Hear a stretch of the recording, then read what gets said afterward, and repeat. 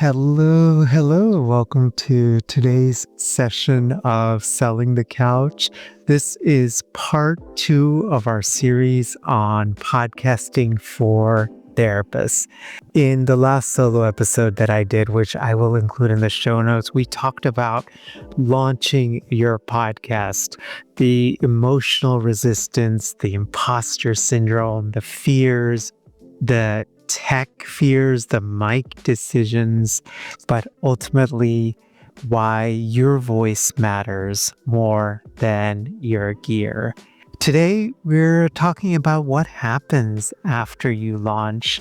More specifically, the question that we are exploring is, how do you strategically and thoughtfully turn your podcast into a platform that leads to more income, more impact, and more invitations to do the work that lights you up? This is the part most people don't tell you about. For me, you start a podcast, I think all of us, right? You start a podcast to serve, but slowly, almost quietly, it becomes this bridge, a bridge to online courses, to speaking gigs, to book deals, to retreats, to relationships that you could have never imagined. If you've ever wondered, can I really build a business through a podcast, then this episode is your roadmap. I wanted to start by taking you back to 2015. Selling the Couch was just a few months old. I had literally launched in March of 2015. I had no grand vision. Honestly, my idea was to interview successful therapists in private practice, interview marketing experts, social media experts for us to learn those skills that we often don't pick up in grad school, and then over time to share my own journey. I didn't really have a monetization plan. That's probably in hindsight something I should have thought about. I didn't even know what a funnel was, but something started happening. Listeners began emailing me with the same question or version of the question. Hey, Mel, how did you start your podcast? At first, I replied individually. I typed out long emails. I linked to gear. In fact, over time, I created a list of gear recommendations and would include them in the emails. But the questions kept coming. Not once, not twice, dozens of times, this version of, Mel, how did you launch a podcast? Because when I had launched Selling the Couch, within the first 3 weeks, it got into Apple's new and noteworthy podcasts. And that's when something clicked for me. Maybe there was an online course here. So I beta tested the program. Just a few of the folks that had emailed, I reached out to them and I said, hey, I'm thinking about launching an online course to help therapists create their own podcasts. And this was literally a small group of, we had 3 to 4 folks in our beta group, just a small group of folks who trusted me enough to try. I didn't know how to build a perfect funnel.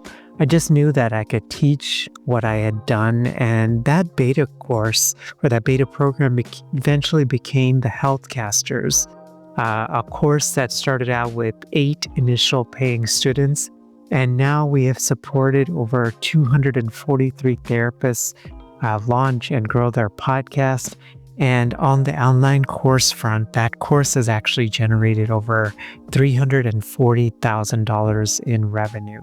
But none of that honestly would have happened without a podcast. And I don't say any of that in an arrogant way, because the podcast, that little show that I started in our home office with a TV dinner stand that we had bought from Walmart and my DSM, and as well as some of my grad school psych books, my laptop stacked on all of those, and I've recorded everything that way, was the thing that I knew would let people know that they could trust me. And I want to learn from you. And that's ultimately what it was. The podcast, I think, is this channel of authenticity. And that's what a podcast, I feel like in hindsight, it does when it's built with care and intention. You see, the podcast, your podcast, isn't actually just about creating content. It's a platform, a trust building mechanism. It's heart opening. It is an opportunity creating platform.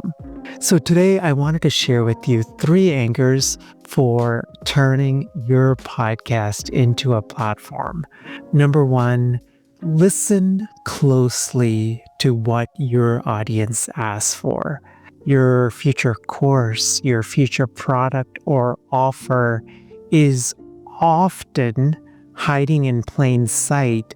It's in the questions that you keep getting. The DM that says, I love your take on this. Do you teach it anywhere? The email that says, can I pick your brain on this topic? The feedback form where someone says, this topic was so helpful. I wish there were more. See, your job is to listen, not to brainstorm harder, not to guess what might sell, but to tune in with empathy and with curiosity. Because here's the truth that I've learned. Your best ideas, even though we want to think this is true, don't actually come from you. They come from your audience when you've earned their trust. So maybe I'll put it another way. I think we can all have really good ideas, but the validation of those ideas are often coming from what people are asking us. So this could be a simple Google Doc. Keep a running list of questions people ask you, especially the ones that they ask you more than once. You see, it's so easy to believe that's not noise. It's an inconvenience, but the truth is that's market research. That's your next offer that's already been validated. The second thing I wanted to mention is create soft invitations, not hard pitches. Podcasting is a different kind of medium. I think it's perfect for therapists because it's intimate, it's long form, it's personal, which means your listeners aren't looking to be necessarily sold to. They're looking to feel seen. They're looking ultimately for someone they can trust to walk with them, not just to market to them. So here's my personal approach. Again, I don't have a business or marketing background, but I rarely hard sell on the STC podcast. Instead, what I try to do is I teach, I tell stories, and then at the end, I invite. And not every listener will take the next step, but what I have found, the ones that do, they're doing it because they've spent time with you. They trust you. They want to grow and go deeper. Podcasting builds resonance. Your offer is the response. And often that response is way more powerful than any sales page. The third point, number 3, is build systems behind the scenes. This is honestly the part where most creators and creator therapists get stuck. They start podcasting, they build trust, but they don't have a system to guide people into what's next. So listeners love the show, but then hit a dead end. So here's what I would recommend. You don't really need a complex funnel. You just need one clear next step, a gentle, consistent call to action, a landing page for your offer, a follow-up email sequence that feels like a conversation.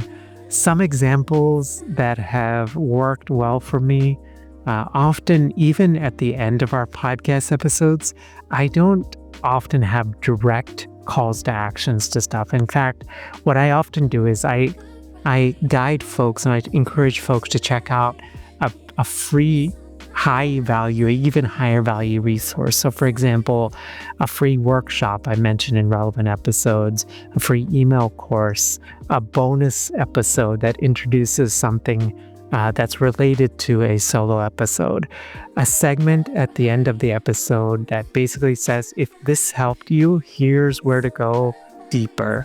Here's the subtlety. And I think this is the right approach. I mean, this is, again, what's worked for me. I think it's also the right approach because many people that are listening to podcasts and just consuming content in general, their radar of salesy, markety kind of feel is like really high. The people aren't looking for like an in-your-face kind of way of approaching stuff, right? So the reason I like that method is it's not pressure-based, it's invitation-based. The podcast opens the door, the system walks them inside. And once it's in place, it runs quietly in the background while you keep creating. So if you found this episode helpful, if you've been thinking about starting your own podcast or using yours more intentionally and you want it to become a platform for the bigger work that you're called to do, we actually have a free podcasting workshop I created just for you. You can find it over at sellingthecouch.com/podcasting workshop, sellingthecouch.com/podcasting workshop. Inside of that workshop, you will learn how to launch your podcast with purpose, build trust over time, and eventually turn it into a platform for offers like courses, retreats, or speaking.